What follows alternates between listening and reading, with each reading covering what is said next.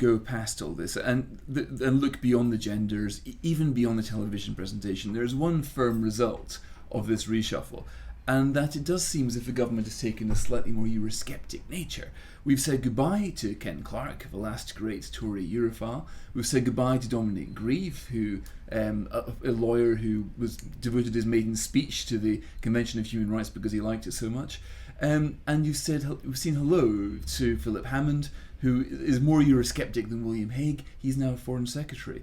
So do you think that perhaps, I don't know whether it's intended or unintended consequence of this reshuffle, but we now have a far more eurosceptic government? Well, I think the ECHR thing is definitely intended. It was always known that one of the blocks to Cameron doing anything about the ECHR was the fact that Dominic Grieve would basically resign if Cameron suggested, for example, leaving the jurisdiction of the European Court of Human Rights. And when you say doing anything, just to be clear, we're talking about that the Justice Secretary, Chris Grayling, has got a Bill of Rights, which he believes will be a new thing, senior to Strasbourg, and will repatriate all of his powers. Dominic Grieve was fighting him, now Grieve's gone. Yeah, Grieve. So I think on the ECHR, that is very deliberate. And I think that enables the Tories to kind of announce that they're going to kind of sort out all the inverted commas kind of human rights nonsense, all that kind of stuff, the abacatadas things. They'll be able to deal with all that.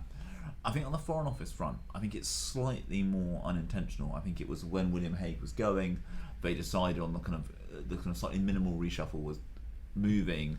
The minimum hassle was caused by moving Hammond from Defence to Foreign Secretary, but he is noticeably more eurosceptic than William Hague, and also he is not being prepared to simply play ball with numbers 10 and 11 at various points. He said things that have really displeased them on gay marriage, for example.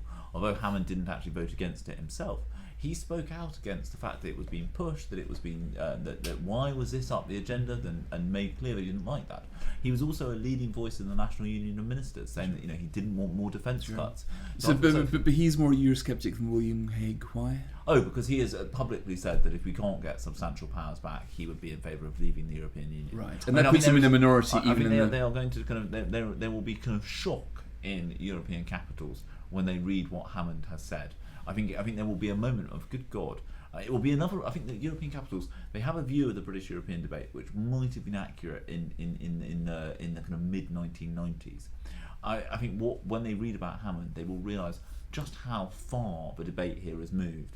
That you can be a Tory cabinet minister who talks about how they would vote to leave if substantial powers don't come back, and still be appointed Foreign Secretary, and it not even be regarded as particularly controversial. I think this is Labour's route into the reshuffle as well. Obviously, if you're the opposition party on the day the government party reshuffles its ranks, it's very difficult to get a word in edgeways. But actually, they've been pitching all sorts of quotes from Philip Hammond where he's talked about leaving the European Union, and it's their chance to have a line to take which they've been developing since last night, which is this is a lurch to the right and a lurch towards Britain leaving the EU, and it's dangerous for Britain's position in the world, that sort of thing.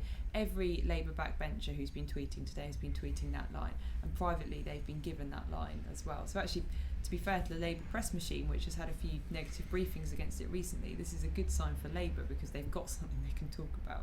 And do you think they've got a point? Well, I think it, as James says, it shows how far the debate has moved in the Conservative Party, and if you think that that's a bad thing, then you probably might be quite upset by Philip Hammond's appointment. If you're a Conservative backbencher, that you're probably quite relieved, because most Conservative backbenchers did feel that William Hague wasn't sufficiently robust anymore. I think the problem with the lurch to the right argument that Labour are pushing is there have been some pretty obvious right-wing casualties of this reshuffle. Owen Paterson, incredibly hard-working Environment Paterson Secretary. And David Jones were probably the two most clearly right-wing members of the cabinet. They've both gone, so I think it's going to be hard to kind of persuade the hack pack that this is some great lurch to the right. I think one of the other things that's happening though, which is very revealing about this reshuffle, is when you promote people from the 2010 intake, you tend to move, even if you ideologically balance across that intake, you are moving the party a little bit to the right, because the 2010 intake is to the right of its predecessors in the Tory party, and I think that's one of the things we're seeing.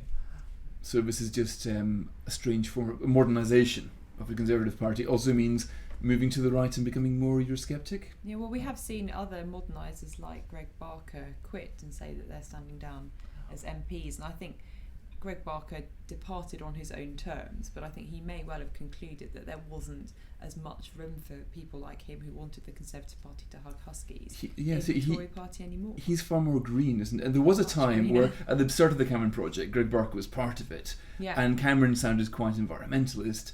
And so Greg Barker's departure might signal the de-greening of the Tories? I think he certainly felt that after the green crap was taken out in the reshuffle, that there was a need for the Green Conservatives to mount a fight back. But the fact that he's now leaving suggests that he doesn't think that fight back is possible, or that he can do that fight back outside of government. He's also fulfilling the kind of old Hugo Swire role, which is Cameron is sacrificing one of his friends so he can turn around to the rest of the parliamentary party and say, look, I know you've lost your chum over here, but I had to lose my chum Greg, who I've nobly knifed for the good of party unity.